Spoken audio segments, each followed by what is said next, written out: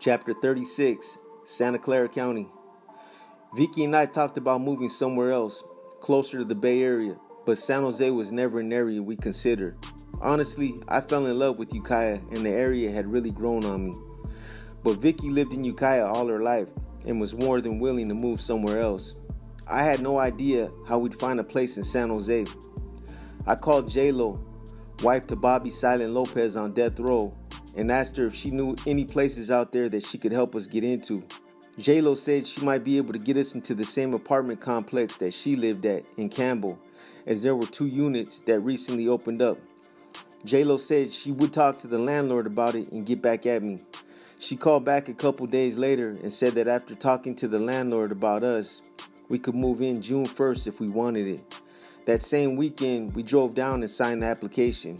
Even though Vicky was excited about moving to a new area, I really wasn't too thrilled about San Jose. During my criminal tenure over the years, I learned early on that there were 3 counties to stay away from: San Mateo, Contra Costa, and Santa Clara County. These counties had a long history of washing people up, and they had money to do it.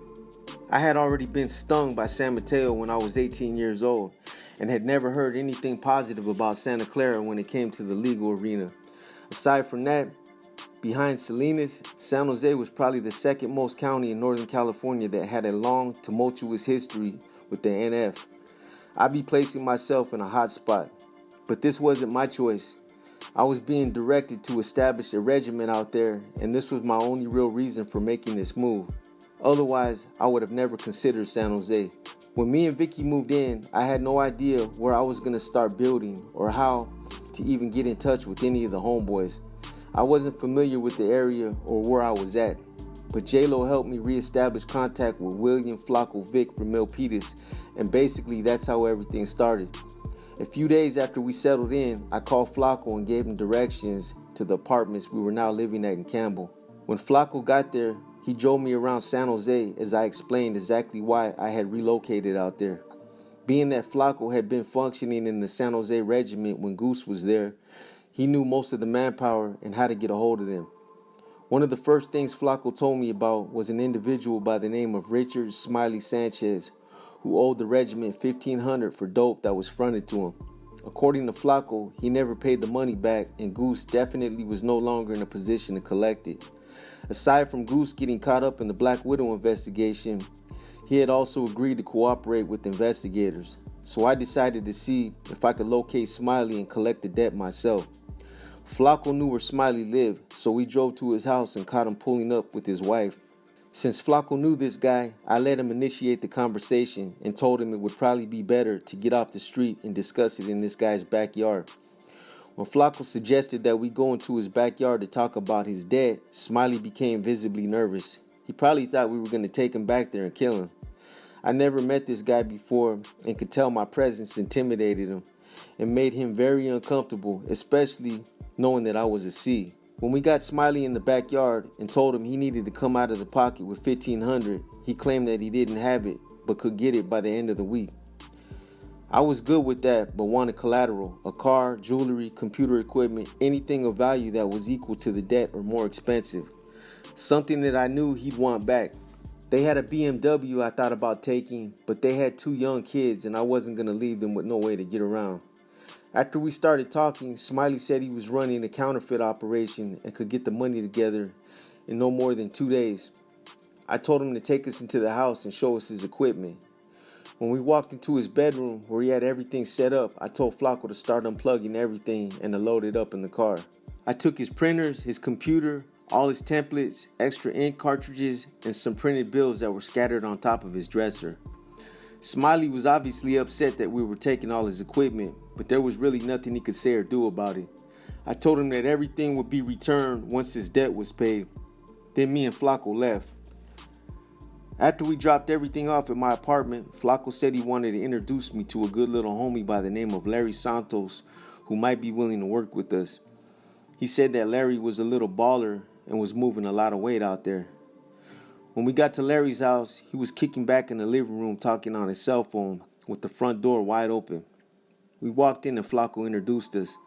Larry was just a northerner, but I could tell he had been in the mix before and was a sharp little youngster. His thing was making money, and for a youngster, he had good business acumen. I picked up on that soon after talking to him. Although he had worked alongside other C's in the past, such as Chico, he stopped short of ever committing himself to a regiment, but he seemed like he was eager to work with me.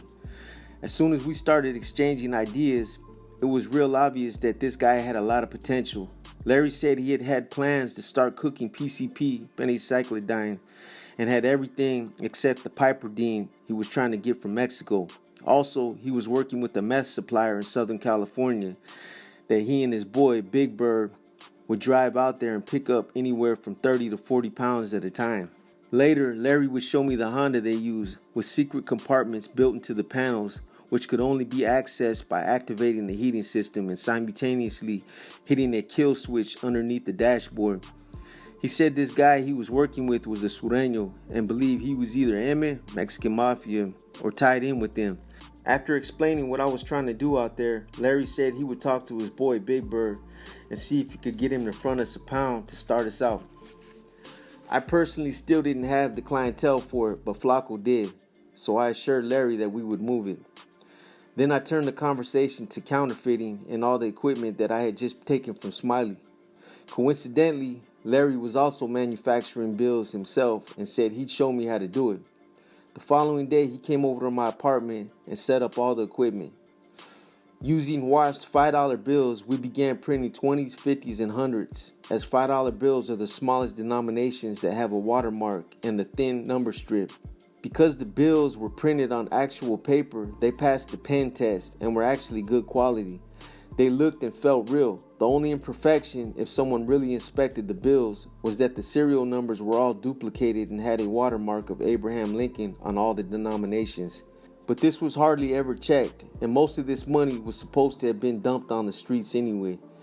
A couple days after I met Larry, Flacco caught a violation and went back to prison. This came as a major setback for me because I was depending on him to help me dump some of the meth if Big Bird came through. As a result, I started focusing exclusively on counterfeiting and trying to utilize this to get me jump started. Big Bird eventually agreed to front me a pound, but after Flacco got busted, I basically sat on it. A few days later, Larry called and said he was going to come by with one of his boys, who he said was computer savvy and would set up my computer. At the time, I was only using it to manufacture the bills, and it wasn't internet accessible. When Larry brought his boy by, I thought he looked familiar but couldn't remember where I'd seen him or had done time with him before. Once we started talking, I realized that he was one of the 6 homies that had gotten caught up in San Quentin when I tried to have Jugi Lokes hit. His name was Arthur Pony Hernandez from East Hills. After talking about it, Pony said they had written him up for conspiracy to commit murder on another inmate on behalf of the Nuestra Familia. This actually delayed his release date for a couple days, but then they later dropped it and cut him loose. I never talked to Pony while he was there, as he was on the back bar in C-section, Carson, but I remember what cell he was in and recalled his name after that incident. At that time, Pony wasn't doing nothing out there but working at a place called Moonlight Cabinets and going home to his family. He was trying to stay out of trouble and was living with his girlfriend Sarah and their 6-year-old son David. After he hooked up my computer that night, he gave me his number and said to call him if I ever needed his help. For the next couple weeks, I started flooding the San Jose area with counterfeit bills, and this basically became my source of income. I wasn't turning enough over to make a lot of money, but it was enough to help me and Vicky get by. I actually began getting so comfortable dumping these bills that I started taking unnecessary chances by going into stores and using them myself. After a couple close calls and almost getting caught, I gave up on it and decided to get rid of all the equipment. One day, against my better judgment, I returned to a store that I had dumped almost $1,000 in and almost got arrested. The people inside recognized me and called the cops before I even exited the store. I usually made a practice of never going back to a store I'd used, especially since I stood out so much. But this one day, I got careless and broke my routine. After getting jacked up by Campbell PD and questioned about using counterfeit in that store, I went back to my apartment and got rid of everything. They couldn't arrest me that day because I wasn't trying to pass any bad bills and luckily didn't have any on me. Plus, I told them that if I did pass any bad bills, I did so without knowing it and must have gotten them in circulation. but this was enough to shake me loose and cause me to give up on it. Within a month after meeting Larry, he got pulled over with the gun in the car and picked up a new case. By this time, I just barely started working directly with Big Bird myself. I still didn't have the clientele for moving that much weight, and he was beginning to get impatient. I was selling small amounts to people in my apartment complex, but it was taking too long and Big Bird wanted his money. Eventually, I called Pony and asked him if he could help me start moving it. He came by later that same day, and after talking, Pony said he knew a couple solid homeboys who he would talk to about working with me. Not only to sell the dope, but work in the regiment. A couple days later, Pony called back and said he wanted to be the first one to commit. I knew Pony was a bro and had some experience working with other regiments based on what Larry told me. But Pony just wasn't the type of homeboy I typically seek out, and I honestly never considered asking him. But at this point, I was hurting for manpower and needed someone like him who had a lot of contacts, so I began working with him. One of the first things I had to do was to locate a reliable female with no criminal history that we could use as a visitor. Up until that time, I was going through Pinky's girlfriend, Carol Huerta, and depending on her to filter all my communications back and forth. But Pinky wanted me to start using someone else. Carol was already filtering out the communications for the Morgan Hill, Salinas, and San Francisco regiments and was already overloaded. In the beginning, we started using a female named Tammy, who was reliable, but she was too deep in the mix, and this concerned me. Aside from buying dope from us and slinging it on the streets, Tammy had a bad habit of driving around in stolies, stolen cars, and involving herself in other things that I knew was bound to catch her a case. I liked her style, and she was a little hustler, but we needed someone who was low-key and didn't draw that much attention to themselves. I'd later try to shield her and directed my manpower not to enable her when she was doing dirt, but Tammy had a mind of her own and put herself in too many bad situations. But when I was using her, one of the first things I tried to do was get clearance from Pinky and Corny to have a small street crew work directly under Silencio, Spanquillo, and Huevo. This was to assist them financially. I even made my own push, recommending that more should be done to help these brothers since they were on death row and weren't being given any financial support. However, my efforts were met with swift resistance. I was told they were not to interfere with any of the street affairs in San Jose and not to bring it up anymore, period. I wasn't even given an explanation or assured that they were going to be looked after. I was just told no, and that was it. I had to communicate this back to them. I felt bad because I understood their situations and had been through there with them. But I tried doing what I could to help them, and at least I kept my word by trying. Around this same time, Sonny Demetrius was still out there. I began to work with him in Kojak, but these two hadn't officially plugged into my regiment yet. Sonny was somehow related to Skip, and they had him under special assignment. One day, he called and asked me to assist him with the problem he was having. Sonny told me that an individual by the name of Ray Remo owed him money for drugs he was fronted, and this guy was basically giving him the runaround. Sonny wanted to have Ray whacked, but Ray was now functioning under Charlie Campa in another regiment that was operating in Morgan Hill, Hollister, and in some other parts of South County. So I called Charlie later that same day and said we needed to get together to discuss an issue involving Sonny and Ray. I told Charlie to bring Ray by my apartment the following day so we could sit them both down and resolve it. Charlie showed up with Ray and a couple other brothers from his regiment. I already had Sonny there, who showed up with a couple other homeboys. Ray was still trying to justify his reasoning for not paying Sonny back. He obviously thought that he was going to get away with it, but in the end, I told Ray to pay what he owed. Otherwise, I was personally going to fine him. Ray ended up walking outside to his car, grabbed the money out of his trunk, and paid Sonny the $3,000 he owed him. After this meeting, I continued to maintain contact with Charlie, and we touched base with each other whenever issues like this came up. But for the most part, we worked separately and didn't interact with each other's regiment. As Charlie was leaving, I remember him commenting on the neighborhood I was living in and asked why I chose to move into that area. Apparently, I had moved directly into the middle of a Sureño-infested neighborhood. At that point in time, I didn't know this yet. I really didn't know anything about the area, but a few months later, this would become a major issue. As Pony and I started working more closely together, he began to introduce me to some of the other people he knew. Eventually, he introduced me to a guy by the name of John Santa Ana. John was actually Pony's girlfriend's uncle. Over the years, they gotten really close and Pony held him in high regard. I liked John from the first time I met him. He was an older guy in his mid-50s, real laid back, down to earth, and was always trying to help the homeboys out. John never really ran the streets or got deep in the mix. He was more family oriented and spent most of his time with his wife at home, similar to how Bobby was in Salinas. But he understood what Pony and I were into and always assured us that he was there to assist us with whatever we needed. John already had a nice little collection of guns that he used to keep in his garage. However, over time, we come across guns on the street and John let us keep them there. Even though I was off parole and no longer had to worry about them coming by to do surprise parole searches, I never liked to make a habit out of keeping a lot of guns around me. Sometime in the latter part of 2003, Pony drove me to an auto body shop on Tully near the Santa Clara County Fairgrounds, and he said he wanted to introduce me to an individual by the name of Flip Yanez. Pony told me that Flip was a homeboy who was also moving a lot of weight, and he might be able to talk him into working with us. He said that Flip had a long history of working with other C's, but had also been burned in the past and might still be a little leery. When we walked into the shop, Flip was in the garage area but called us into the office. Not having met Flip before, I sat back and let Pony do the talking.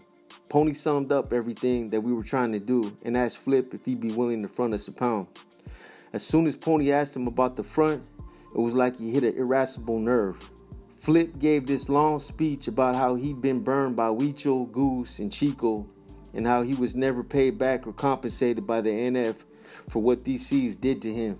After letting him go on and on, I finally cut in and tried to rationalize with this dude. I said we had nothing to do with what happened in the past and that he shouldn't conduct business with the NF based on what these three brothers did to him. I even tried smoothing him over by telling him that I personally knew these C's and how they had a habit of abusing their authority. I tried assuring him that my style completely differed from theirs, but he was still bitter and didn't want to let it go. Flip said he let pounds go to us cheaper than what he sold to everybody else, but he wasn't going to take the chance of any more losses by making any fronts. At one point, I got so upset that I walked out. Our dealings with Flip after that were very limited, and we went through him only as a last option. Toward the beginning of 2004, Pony brought two NR members by, Mato Gonzalez and Antonio Willer Hernandez, both of whom I knew from San Quentin, the same Willow that hit Lucky and Quentin. These brothers wanted to function with the regiment, so we sat them down and went over everything with them, all the expectations and policies that I had discussed prior with Pony. Some of these consisted of no indulging in hard drugs, drinking for social purposes was permitted, but at no time were they to be out on the streets drunk or drinking excessively. They were encouraged to conduct themselves like professionals, which also meant not to be running around in the streets wearing colors or drawing unnecessary attention to themselves, maintaining a positive rapport with their parole officer and working a legitimate job were musts, and the gangbang mentality was strongly forbidden. I appointed Pony to act as my second in command, so they were also required to call him once in the morning and once at night as a form of roll call and to keep him apprised of their daily activities. Each member was required to sell some of the regiment's product, dope, and this was to be done first before they began slinging anything on the side for their own hustle. Then, of course, there was the mandated $200 monthly commission that all members were required to pay, whether it was derived from legal or illegal activities. There were a lot of other minor in-between policies that pertained to conduct, discipline, and incurring fines for breaking policies and how we expected the dope to be sold. The invoking of sanctions for misconduct ranged from mild to terminal, and this was something that was clearly spelled out for each new member that we brought in. But for the most part, those were some of the basics. The next individual that Pony brought by was a young NR member by the name of Jesse Conejo Rodriguez, who later claimed that he did time in me with San Quentin. I didn't remember this guy during the time he claimed, but he obviously was. Cornell was actually working with Charlie Campa prior to this, but apparently had issues over not paying his monthly dues, and Charlie was upset about it. However, Cornell claimed that Charlie was taking advantage of him by excessively fining him and didn't want to work under him anymore. He was now requesting to plug in with us and to begin working in my regiment. I personally didn't want to involve myself in it because I'd be breaking protocol by stepping on Charlie's toes. But Pony knew Cornell and spoke up for him. He asked me to do what I could to bring him over, so instead of calling Charlie and pulling rank, I decided to approach it in a different way. I called Charlie and asked him if he'd be willing to let Cornell work with us if I had him square up all the past monthlies he owed the regiment. This way, Charlie wasn't made to feel like he was being strong-armed and still retained a certain amount of control. As expected, Charlie agreed to let Cornell go. And then I had Cornell pay Charlie the full amount of what he owed him. After Cornell started working with us, he took me by Isaac Gato Marquez's store so I could talk to him about plugging back in with us. This was the same Gato I met with Charlie that one day when me and Smokey drove to San Jose to listen to the Chico interviews. Gato was actually one of Goose's stragglers that Pinky and Corny specifically told me to locate. When we talked, I told Gato that he was being directed to plug back in. I also asked him about some other money he was supposedly given to bail another individual out by the name of Billy Martinez. Apparently, Billy, the brother of Martin and Angel Martinez, caught a case and Gato was supposed to bail him out. This money came from the regimental bank, but Gato was unable to complete the bail, so Pinky and Corny wanted to know what happened to the money. Shortly after he started working with us, Sonny caught a case and called Gato from the county jail. Sonny told him that he had a 5-gallon barrel of bromobenzidine, chemicals used to manufacture PCP, in his storage and needed to get rid of it. Sonny was paranoid about the possibility of the cops searching and finding it, so he was trying to get someone to pick it up. Gato didn't want nothing to do with it, so he called me. I ended up meeting Sonny's girlfriend at their storage place and took the chemicals back to my apartment. I didn't even know what to do with it, but I knew it had to be worth some money. So I put it in my carport storage, hoping Pony could get rid of it. The next two NR members brought into the regiment were Patrick Turtle Martinez and his cousin Eric Baby G Zarate. Pony actually brought Turtle in first, and then a couple days later, Baby G followed. Both of these brothers were solid, and from the gate, Turtle started moving a lot of the regiment's product. He knew everybody on the streets and was always out there trying to make money. Along with Cornell and Gato, they were all good for at least a pound or two a week. Baby G, Pony, and Motto were good for a quarter pound or a half pound a week, and Willow would occasionally get off an ounce or two here and there. At the time, Willow was probably the least productive. Just when we started to generate some good money, Big Bird got busted, which set everything back.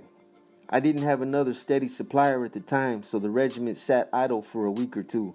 I went through some people that Gato knew a few times, but the prices were too steep, and it was never enough to sustain the regiment. Around the same time, Pony brought another young NR member by my apartment named Vinny Monster Thierry, who also requested to work with us. But after talking to Monster, I found out that he was another one who had been working under Charlie, who also had problems in that regiment. Coincidentally, Monster and Pony were real close, and Pony pushed hard to bring Monster over with us.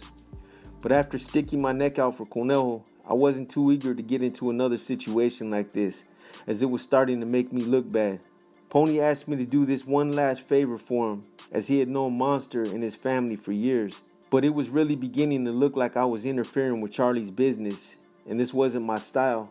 After talking to Monster, I took a liking to this youngster, and in a lot of ways, he reminded me of myself when I was his age. He was only 22 at the time and already an NR member. From the time he was in his mid-teens, Monster was already functioning with street regiments. For being so young, his level of schooling and intellectual stature was impressive. Although it's highly uncommon for NR members to be recruited at such a young age, Monster was brought in at the age of 17. But after getting to know him myself, it didn't surprise me. He possessed all the qualities the NR sought, the same as when I was pulled in at the age of 19. He was sharp, he had heart, he was eager, and he had grown into the gang life at a young age.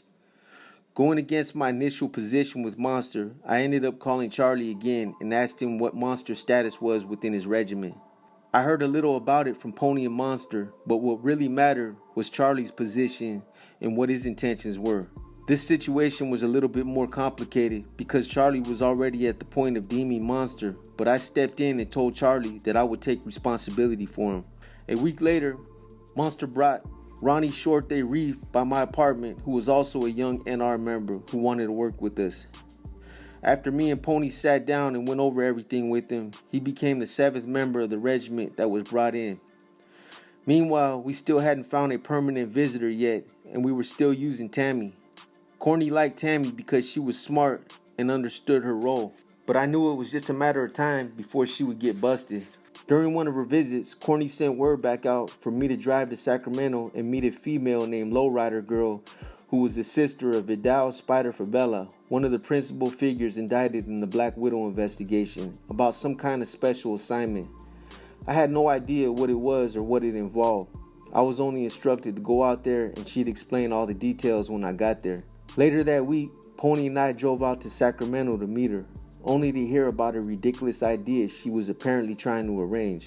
I have no idea how she presented this to Corny and Pinky, but Lowrider Girl said she knew of a connection she wanted to rob who kept anywhere from 2 to 3 pounds of meth in their house, as well as guns, and we could take him off if he was caught by surprise.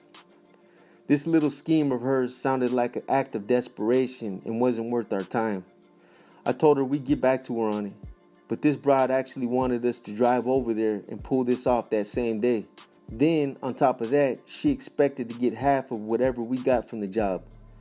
I'd later explained this to Corny and Pinky, who claimed she had made it seem like she had something worth driving out there for.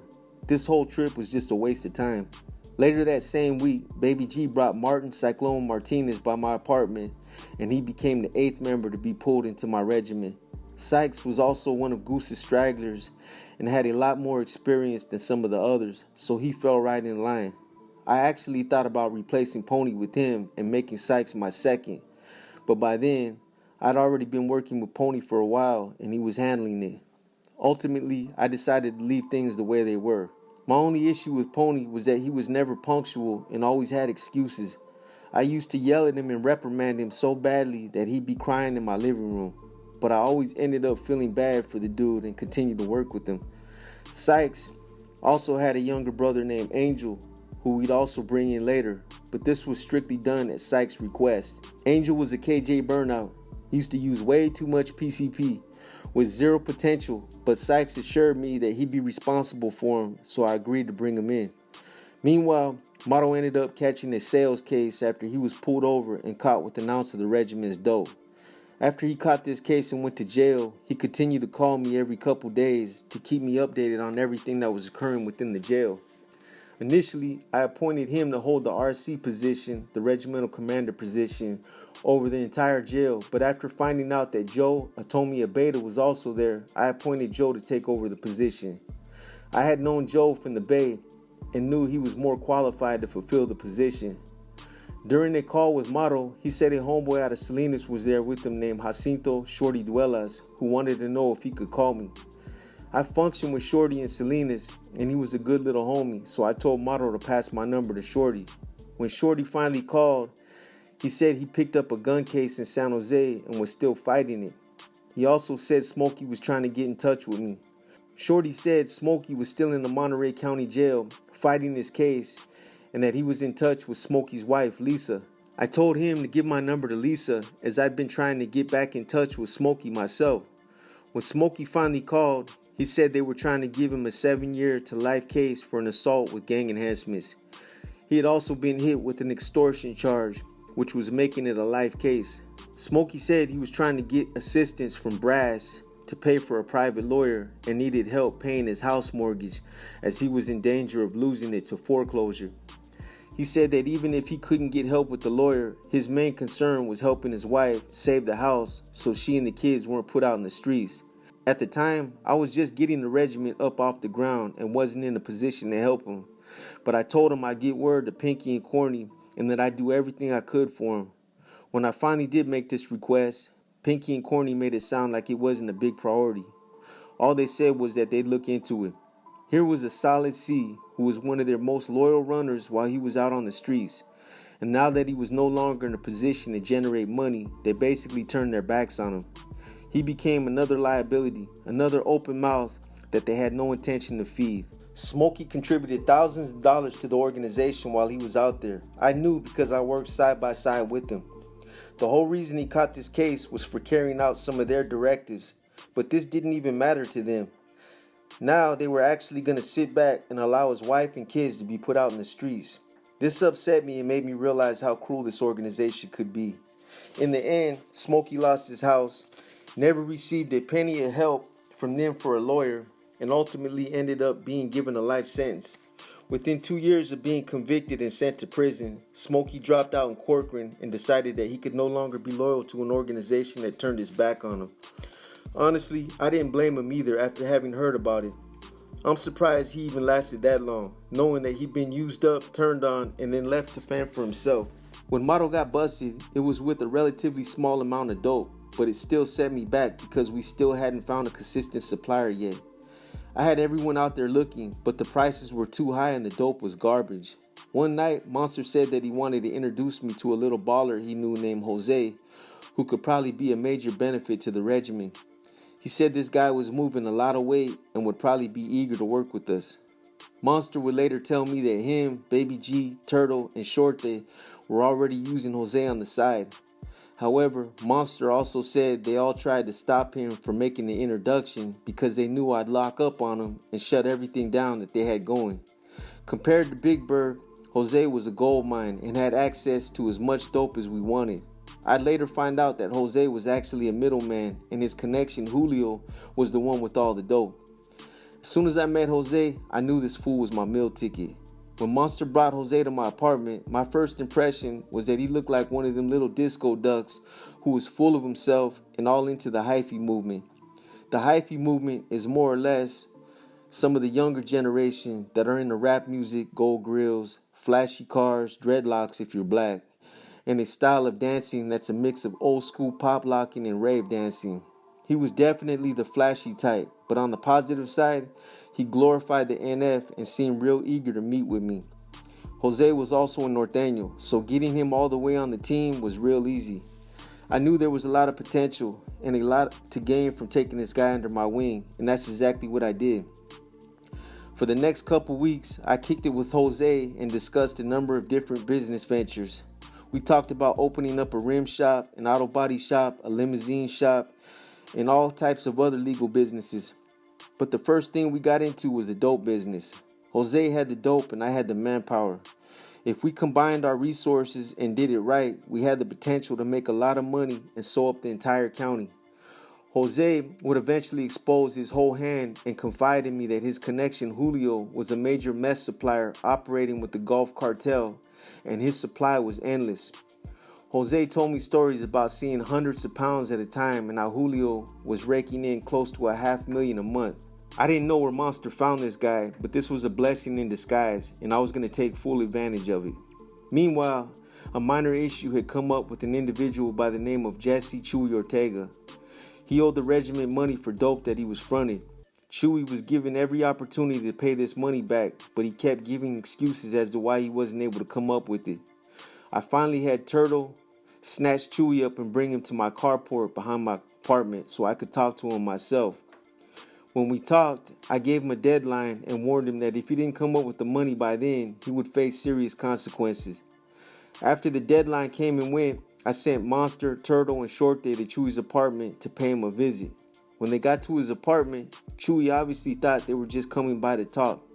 But when Chewy opened the door, they rushed in, pinned him to a chair, and took turns beating on him. After this incident, we then turned our attention to one of his nephews by the name of Mikey Strider, since we knew he was pushing some weight on the streets. Since Chewy was obviously smoked out and had no means of getting the money together himself, I figured that I'd put pressure on Mikey and try to squeeze it out of him. So I had Turtle and Baby G approach Mikey about Chewy's debt.